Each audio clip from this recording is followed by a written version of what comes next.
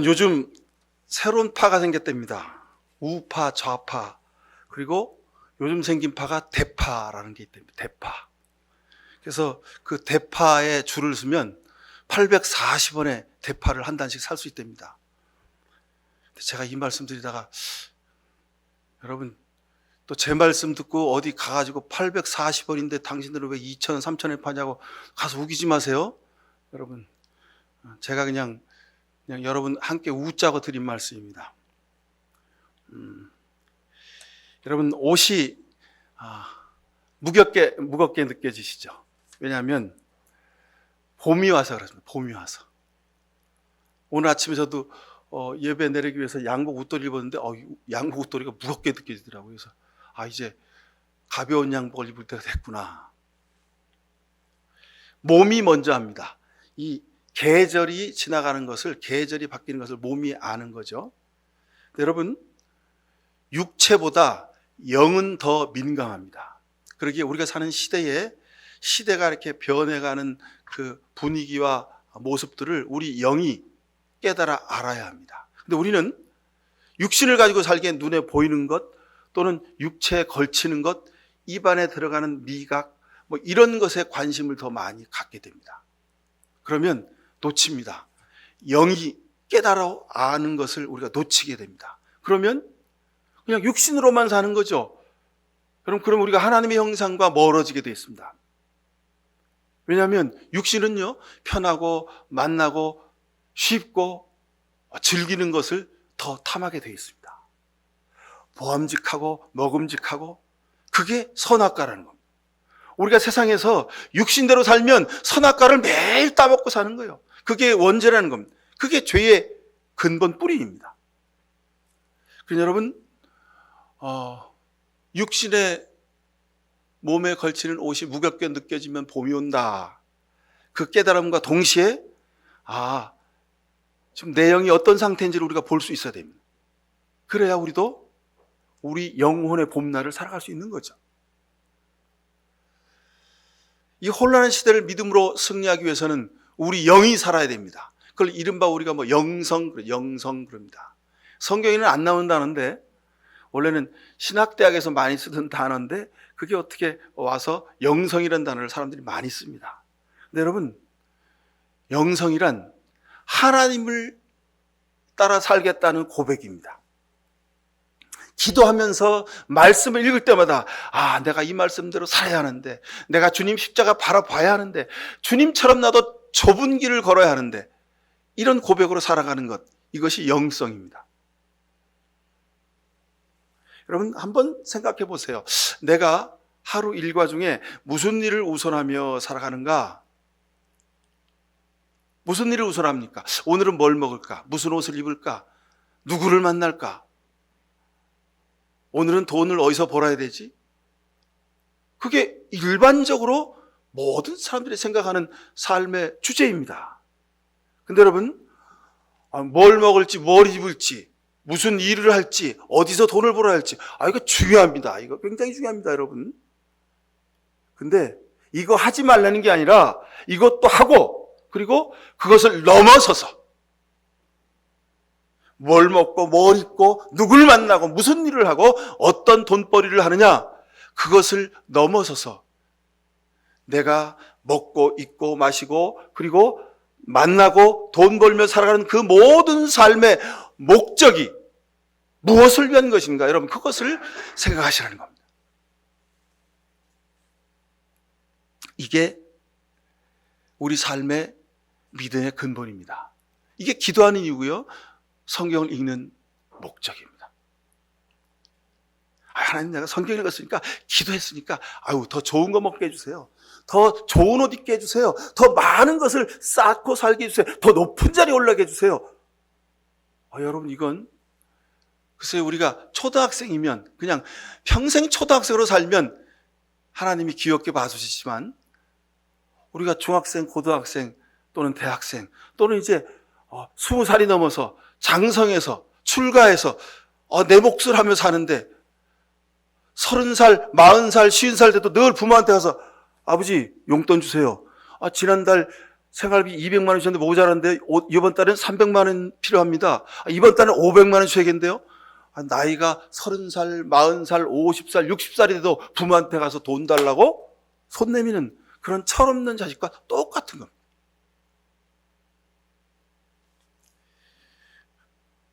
그래서 어떤 분들은 그러죠. 절대 죽을 때까지 자식들한테 통장 댕기지 말아라. 근데 여러분, 언제 죽을 줄 알아야죠. 그러니까 죽으면 그 자식들이 또 애국자들이 되는 겁니다. 40%, 50% 그냥 국가에 확실하게 상속세 내잖아요. 그죠? 그럼 어떻게 하시겠어요? 자, 믿음으로 철 있는 사람으로 살아가기 위해서 우리가 기도하는 겁니다. 말씀인 겁니다. 하나님, 오늘 내가 먹고 있고 마시며 사람 만나고 일하며 돈 벌며 살아야 되는데, 하나님, 이게 모든 게 다 하나님의 영광을 위한 거지요. 오늘 어떻게 하면 내가 먹는 것 중에서, 입는 것 중에서, 일하는 것 중에서, 세상에서 돈 버는 중에서 내가 하나님께 영광을 드릴 수 있을까요? 이게 우리의 믿음의 수준이어야 합니다. 여러분, 이번 고난주간에 다시 한번 내 믿음의 영성, 믿음의 수준을 다시 한번 돌이켜 생각하며 기도하실 수 있기를 바랍니다. 오늘 성경에 그러잖아요. 22절에 주님, 우리가 주님의 이름으로 예언하고 주님의 이름으로 귀신을 쫓아내고 주님의 이름으로 많은 기적을 행했습니다. 여러분, 이런 교회들, 이런 목사님들, 이런 크리스찬들, 이런 교회들 많습니다. 막 그냥 기도하면 기적이 일어나고요. 손을 들고 기도하면 막 사람이 앞에서 벌렁벌렁 넘어져요. 사람이 넘어지니까 자기가 영적으로 충만하다고 나한테 와서 기도만 받으면 모든 문제가 다 해결된다고, 병자가 다 낫고 내 앞에만 오라고 내가 다 쓰러뜨릴 줄 테니까. 목사들 중에 그런 사람이 있습니다. 손 들어서 딱 기도할 때 앞에 서 있는 성도가 넘어지면 자기가 보라고, 내가 이렇게 성령의 파워가 세가지고 막 기도 딱 손만 들면 다 넘어진대요. 그걸 자신의 성령 충만함의 레벨로 여기는 사람들 많이 있습니다. 그런데 성경에 예수님이 분명히 말씀하셨어요. 주님의 이름으로 예언하고 주님의 이름으로 귀신을 쫓아내고 주님의 이름으로 많은 기적을 행했어도 23절에 내가 너희한테 분명히 말한다. 나는 너희를 도무지 알지 못한다. 이 불법을 행하는 이 사기꾼들아. 주님이 이렇게 말씀하시는 거예요. 그럼 그것과 하나님께 영광 드리는 건 아무런 관련이 없다는 겁니다. 중요한 것은 오늘 성경에 21절에 하늘에 계신 내 아버지의 뜻을 행하는 자라야 하늘나라에 들어간다는 겁니다. 하늘에 계신 아버지의 뜻을 행하는 것은 어떻게 알 수 있나? 열매를 보면 알 수 있다는 거예요. 자, 여러분, 열매를 보면 알 수 있다. 이게 무슨 얘기입니까? 꽃을 보면 알 수 있어요? 꽃을 보면 알 수 있다. 그럼 더 좋았을 것 같아요. 그죠? 꽃이 이쁘고 아름다우니까, 화려하니까. 근데 예수님은 꽃을 보고 알 수 있다 하지 않으시고 열매를 보고 알 수 있다 하셨어요. 열매를 본다 이 말은 끝까지 가봐야 한다는 겁니다. 끝에 가서 그 사람이 무슨 짓을 하는지 보면 안다는 거예요. 끝을 봐야 한다는 거예요. 여러분, 인간관계도 똑같습니다. 여러분 보십시오. 처음에는 그냥 입안의 혀처럼 가까이 다가서는 사람이 있습니다. 그죠? 여러분, 처음에 사람을 사귈 때 그런 사람 많죠. 여러분, 새로운 회사에 가든지 어떤 새로운 조직에 들어가서 처음 가서 보면요, 처음에 아주 입안의 혀처럼 다가오는 사람이 있어요. 여러분, 그 사람 조심하십시오. 나중에 그 사람이 여러분들을 걸려 넘어지게 하는 사람입니다. 그래서 예수님은 열매를 보면 안다 이렇게 말씀. 끝까지 가봐야 한다. 처음에 중간에 사람을 평가하지 말아라. 마지막에 가봐야 아느니라 하신 말씀입니다.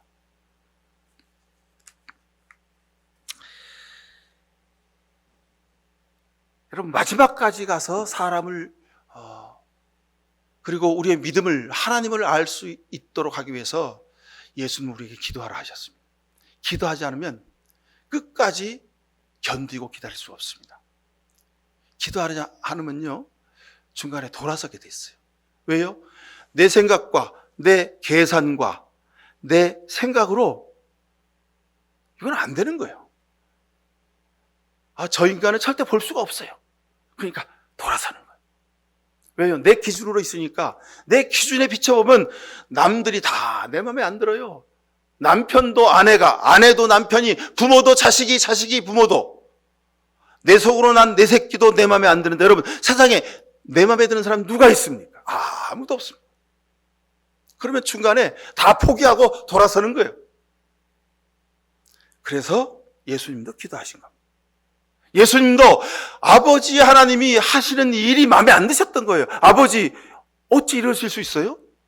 아니, 저를 말구에 보내실 때도 그때 제가 그럴 수 있다 했어요.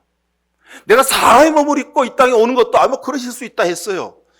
와가지고 겨우 딸랑 제자 12명 모아가지고 뭐를 하라고 하실 때도 그러실 만도 했다 했어요.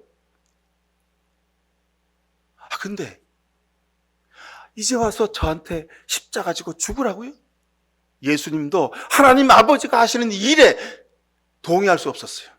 예수님이 기도하지 않으셨으면 예수님은 그저 갈릴리의 청년 예수로 그냥 착한 일, 선한 일, 기적을 좀 베풀고 세상에서 착하게 살다간 젊은 청년으로 사회운동가로 그냥 끝나버렸을 거예요.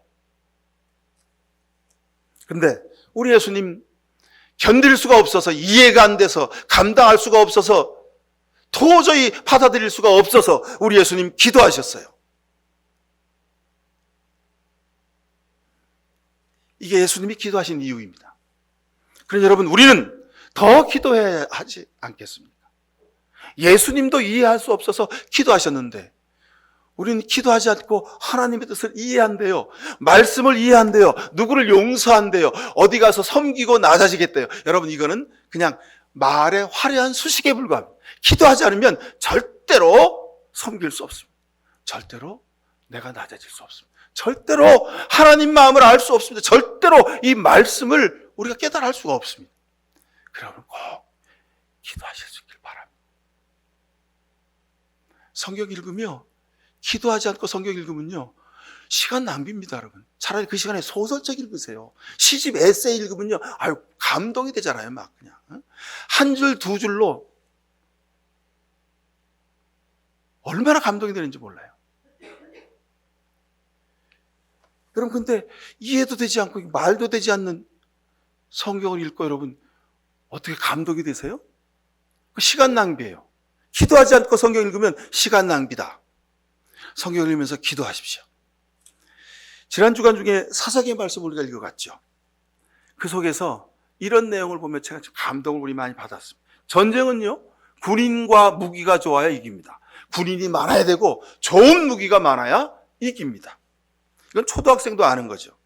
그런데 기드온의 군대가 32,000명이래요. 그래가지고 지금 적군과 싸워야 돼요. 그래서 기드온이 열심히 기도해서 하나님, 우리가 이길 수 있는 전략과 전술을 하나님 우리 편이 돼달라고 기도합니다. 그랬더니 하나님이 하시는 말씀이, 얘야, 너무 많다. 돌려보내라, 집으로. 그래가지고 이리저리 해가지고 돌려보냈는데 남은 병사의 수를 세보니까 몇 명 남았다고요? 300명 남았다는 거예요. 수만 명의 적군과 싸워야 되는데 비스무리하게라도 수가 맞아야죠. 그죠? 근데 300명 딸랑 남았어요. 이건 안 되는 일이에요. 그래서 우리가 성경에서 기드온의 300용사는 이유가 여기 있습니다. 이건 세상의 논리로 불가능한 일이 이루어진 겁니다. 어떻게 해요? 하나님이 함께 하셨기에. 하나님이 왜 함께 하셨어요? 기드온과 300명이 하나님 우리를 도와주십시오라고 기도했기 때문에 하나님이 저들의 편이 되어주신 겁니다.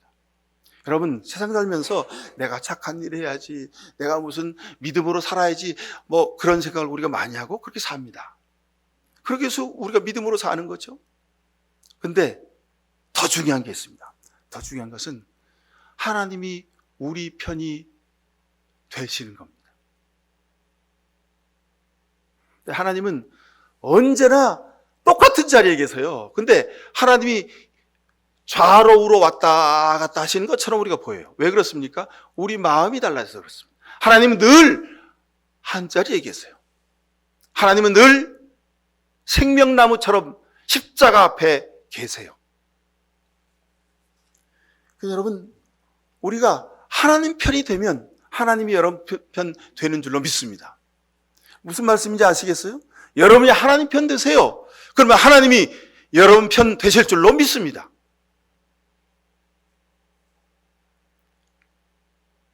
수가 너무 많다. 너희들 전쟁을, 세상 사는 일을, 세상에서 성공하는 일을, 세상에서 꿈과 비전을 이룬 일을 너희들의 생각대로 하려느냐?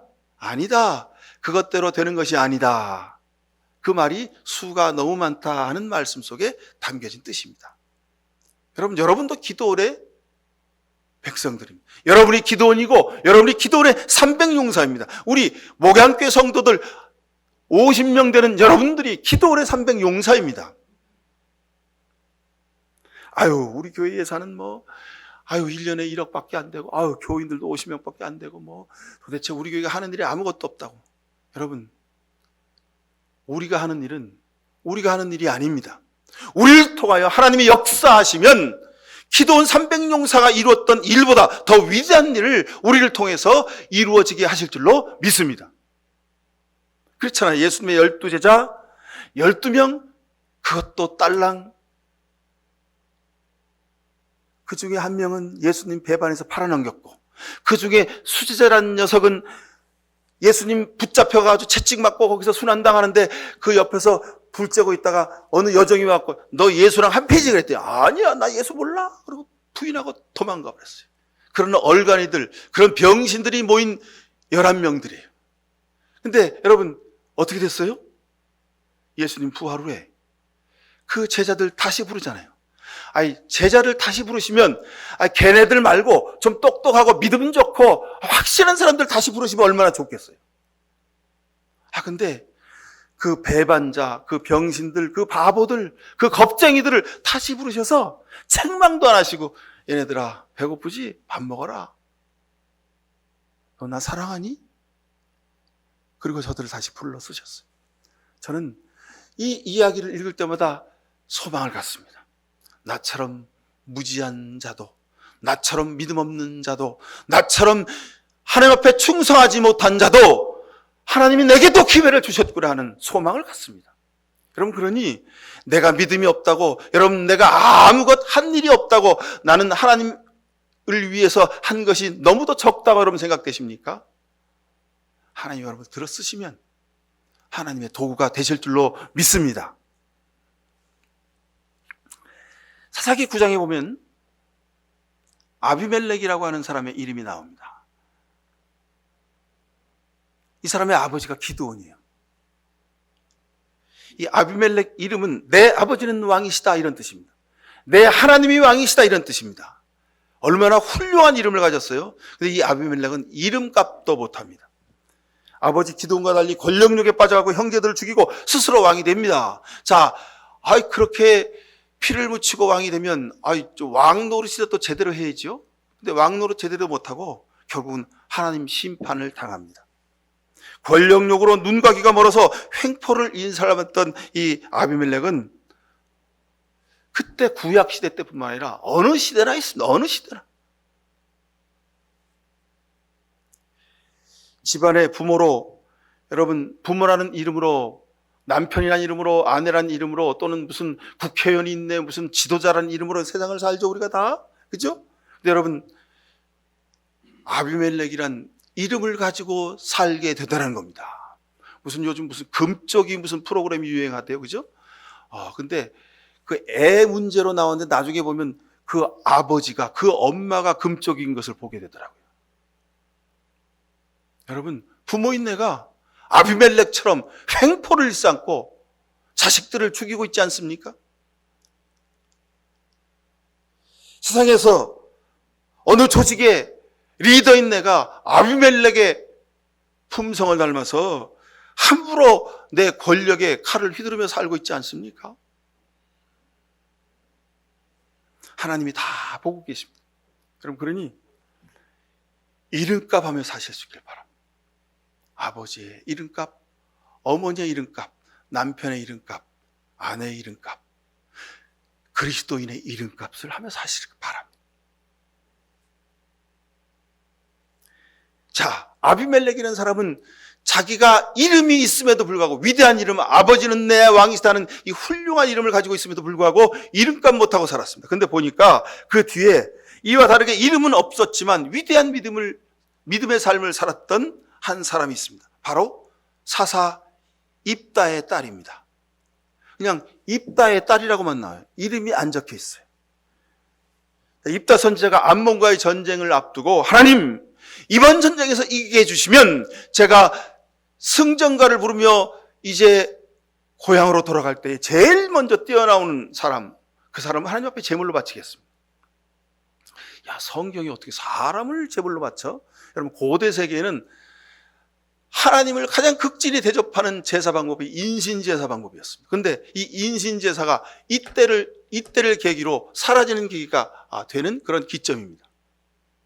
자, 그 문제는 뒤로 하고, 하여간 하나님, 가장 먼저 튀어나오는 사람, 그 사람을 내가 제물로 바치겠습니다. 그랬어요. 근데 정말 암몬과의 전쟁에서 이겼어요. 그리고 이제 승장가를 부르면서 딱 들어가고 있습니다. 입다가 미스바 성으로 들어가는데 제일 먼저 나온 사람이 있는데 보니까 누구예요? 자기 딸이, 아버지가 전쟁에 나가서 고생하고 승전가를 부르며 오니까 이 딸이 너무 기뻐가지고 맨발로 뛰어난 거예요. 입다가 무슨 약속했어요? 하나님 앞에 제일 먼저 뛰어나는 사람을 하나님께 제물을 바치겠다. 현실에 아주 있어서는 안 될 모순이 발생한 거예요.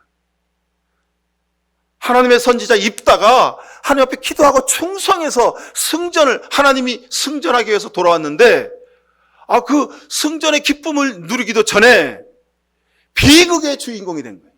자신의 딸을 하나님 앞에 바쳐야 되는 비극의 주인공이 된 거예요. 이 얼마나 역설입니까? 무남동녀인 자신의 딸, 그 딸을 제물로 드려야 하는 감당할 수 없는 이 현실 앞에서 하나님, 저 그만둘래요 이제. 무슨 이런 일이 있어요? 하나님 살아계세요? 하나님 뭐 이런 분이세요 도대체? 내가 하나님 앞을 충성해서 내 평생을 바쳐서 이렇게 열심히 사사의 직을 감당했는데 고작 제 딸을 바치라고요? 여러분, 어디서 이렇게 많이 데자뷰가 있죠? 기시감이 있죠? 어디입니까? 아브라함의 장면이 떠오르잖아요. 그죠? 아브라함, 믿음의 조상 아브라함.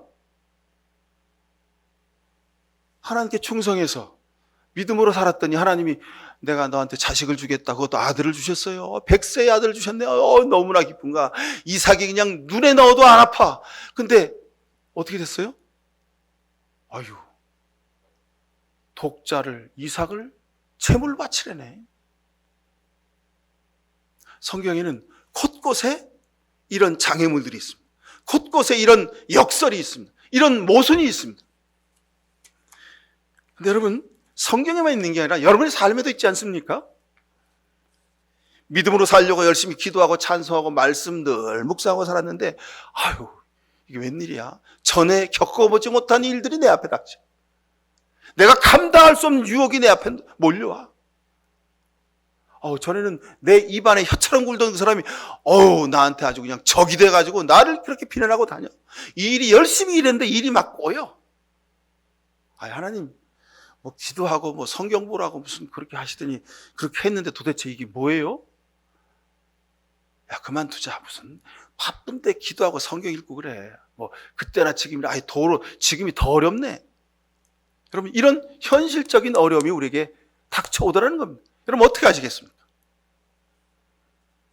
자, 아까 아비멜렉은 훌륭한 이름을 가지고도 하나님께 영광 돌리지 못하고 자기 권력욕의 자리 앞에서 살다가 결국 하나님 앞에 심판당했는데, 오늘 입다의 딸, 이름도 없는 이 소녀는 사사기 11장 36절에 이렇게 말합니다.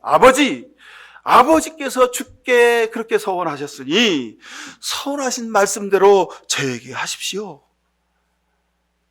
이거 어찌 이런 말을 할 수 있어요? 입다의 딸은 이름도 없었습니다. 그러나 이름 없이도 이 아이는 그 삶에 빛나는 삶을 살았습니다. 왜 이 아이가 아버지 입다의 말씀에 순종할 수 있었을까요? 아버지가 하는 일은 늘 옳았습니다. 아버지가 하는 일은 늘 믿음직했습니다. 아버지가 하는 일은 내가 그냥 따라하면 내게 복이 되는 줄로 알았습니다. 아버지를 신뢰했기에, 그 아버지가 믿는 하나님을 신뢰했기에 설사 내가 억울하게 제물이 되어 바쳐진다 할지라도 그 일은 좋은 일이요, 복이 되는 일이요, 그 일은 하나님의 기쁨이 되는 일이다. 그게 아버지께 효도하는 일이다. 이 딸이 그렇게 결정한 것입니다. 여러분, 세상 살면서 내가 손해보더라도, 내가 억울한 일을 당하더라도, 내가 자빠지더라도, 내가 세상에서 실패하더라도 이 일이 하나님이 내게 이루시는 일이라면 여러분, 그 일이 복된 일이 될 줄로 믿습니다.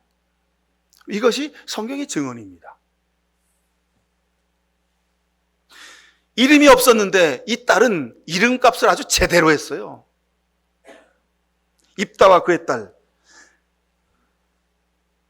이것은 아브람과 이삭, 입다와 그의 딸은 하나님 아버지와 예수 그리스도의 삶을 미리 우리에게 보여주는 상징입니다. 십자가의 아들을 죽여야만 하는 아버지의 마음을 보고 겟세마네에 기도하시면서, 아버지, 나 이 십자가 질 수 없어요. 지나가게 해주세요. 할 수 없어요. 아버지, 그렇지만 제가 마셔야 될 잔이라면 제가 마실게요.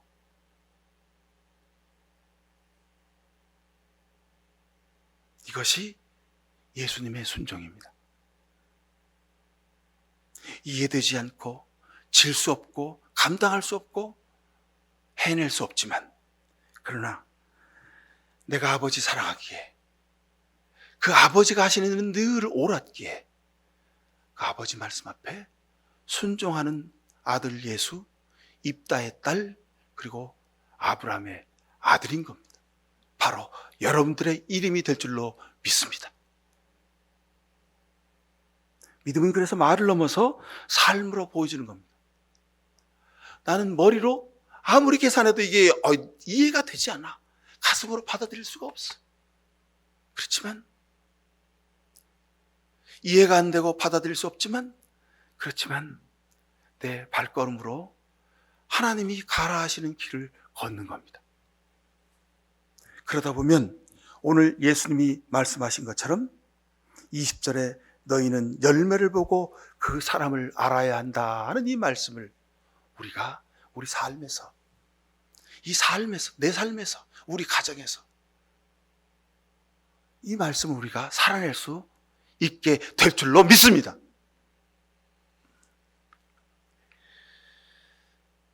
골로새서 1장 24절에 보면 하나님의 뜻을 행한 대표적인 사람의 이야기가, 고백이 나옵니다. 골로새 1장 24절, 이제 나는 여러분을 위하여 고난받는 것을 즐겁게 여기고 있으며 그의 몸 곧 교회를 위하여 내 육신으로 그리스도의 남은 고난을 채워가고 있습니다. 골로새 1장 27절 보면 하나님께서는 이방 사람 가운데 나타난 이 비밀의 영광이 얼마나 풍성한가를 성도들에게 알게 하려고 하셨습니다. 이 비밀은 여러분 가운데 계신 그리스도요 곧 영광의 소망입니다. 28절, 우리는 이 그리스도를 전파합니다. 말씀 속에 담겨진 이 비밀은 여러분 가운데 계신 그리스도요 곧 영광의 소망입니다. 골로새 2장 3절에는 그리스도 안에는 모든 지혜와 지식의 보화가 감추어져 있습니다 그랬습니다. 예수님이 너희는 그 열매를 보고 그 사람을 알아야 한다, 끝까지 가보면 알 수 있다 하신 말씀이 이겁니다. 예수님 이 말씀 하시고, 예수님 이 말씀 그대로 삶으로 십자가의 고난받고 죽으심으로 이 말씀을 그대로 살아내셨습니다. 사랑하는 여러분, 우리가 예수님 알고 예수님 사랑과 그 은혜의 구원을 얻었습니다. 주님의 보혈의 피값으로 우리가 구원을 얻었습니다.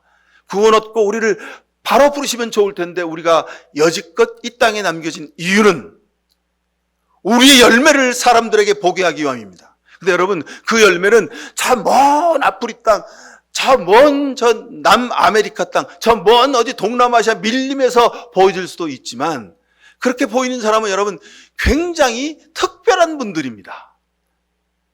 여러분의 삶의 열매는 어디서 보여집니까? 여러분 가정에서. 내 아내에게 보여집니다. 내 남편에게 보여집니다. 내 자식에게 그 열매가 보여지게 될 것입니다. 여러분 기억하십시오. 하나님에게 보여지기 전에 벌써 여러분 가족들이, 여러분 가장 가까운 사람들이 그 열매를 보고, 아, 저 사람은 진짜구나, 저 사람은 신실한 사람이구나, 저 사람은 정말 그리스도인이구나 알게 된다는 말씀입니다. 하나님의 비밀인 그리스도, 여기에 우리의 삶의 믿음의 핵심이 있습니다. 예수 그리스도가 바로 우리의 나무시라는 겁니다. 여러분 열매는 어디에 맺혀요? 나무에 맺히잖아요.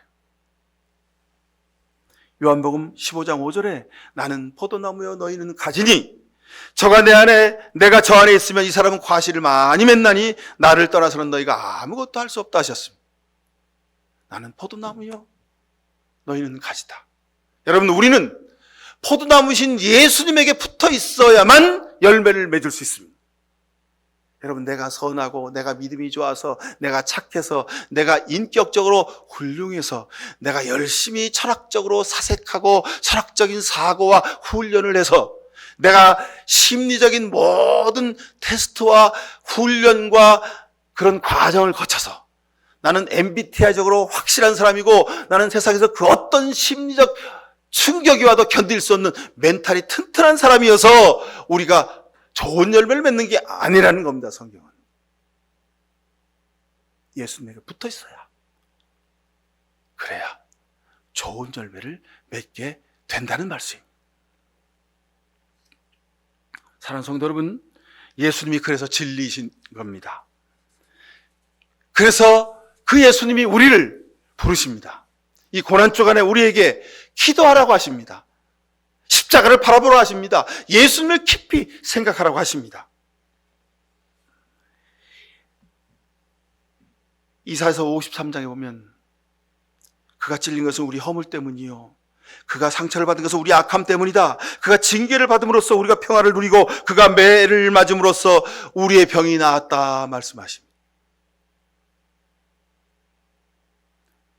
내 죄가, 내 더러움이, 내 허물이, 내 위선적인 것이, 내 고집이 얼마나 깊고 얼마나 뿌리가 그 깊은지를 여러분 다시 한번 바라보실 수 있길 바랍니다. 마태복음 16장, 우리가 오늘 읽은 이 마태복음 8장 지나서 16장에 보면 예수님이 이렇게 말씀하시죠. 16장 19절에 내가 너에게 하늘나라의 열쇠를 주겠다. 내가 무엇이든지 땅에서 매면 하늘나라에서 매일 것이요 내가 땅에서 풀면 하늘에서 풀릴 것이다. 내가 너에게 하늘나라의 열쇠를 준다 하셨습니다. 이 고난주간에 여러분 기도하시면서 하나님 나라의 열쇠를 여러분 볼 수 있기를 바랍니다. 여러분 손에 쥘 수 있기를 바랍니다. 그래서 나도 예수님처럼 십자가 지고 이 세상에서 믿음으로 승리할 수 있게 되길 바랍니다. 여러분 이것이 가장 귀한 축복입니다. 예수님처럼 살 수 있게 되는데 여러분 이게 가장 축복 아니고 어떤 게 귀한 축복입니까? 열매를 보면 압니다. 여러분 열매가 다르면, 열매가 썩은 열매면 그들은 사기꾼이요 이중생활하는 자들입니다. 그들은 썩은 열매를 거두는 자들입니다. 여러분 삶에서 반드시 예수 그리스도를 통하여 생명의 열매, 사랑의 열매, 좋은 열매를 거둘 수 있기를 간절히 축원드립니다. 기도하십시다. 사랑의 아버지 하나님, 불쌍히 여겨주시옵소서. 열매를 보아야 안다 하셨는데 우리는 꽃을 보고 그 꽃에 정신 팔려서 살았습니다. 처음 지나서 중간쯤 가다가 마음에 안 들면 돌아섰습니다. 견디지 못했습니다. 기다리지 못했습니다. 인내하지 못했습니다. 그래서 내 마음에 안 들어서 다 내려놓고 다 포기하고 뒤돌아설 때가 너무도 많았습니다. 이제 말씀 앞에 순종하겠습니다. 예수님처럼 이해할 수 없고 받아들일 수 없지만 아버지 하나님 말씀에 순종하신 것처럼 아버지 우리 삶의 순종의 열매를 우리가 맺겠습니다. 주 성령이여 우리를 이끌어 주사 예수 그리스도에게 붙어 있게 하시고 예수님만을 바라보게 하셔서 우리 삶의 순종의 열매를 거두게 하옵소서. 예수 그리스도 이름으로 기도하옵나이다. 아멘. 하나님이 우리에게 이름 주셨습니다. 하나님의 아들, 딸로 그리스도인으로 이 험한 세상에서 살게 하셨습니다.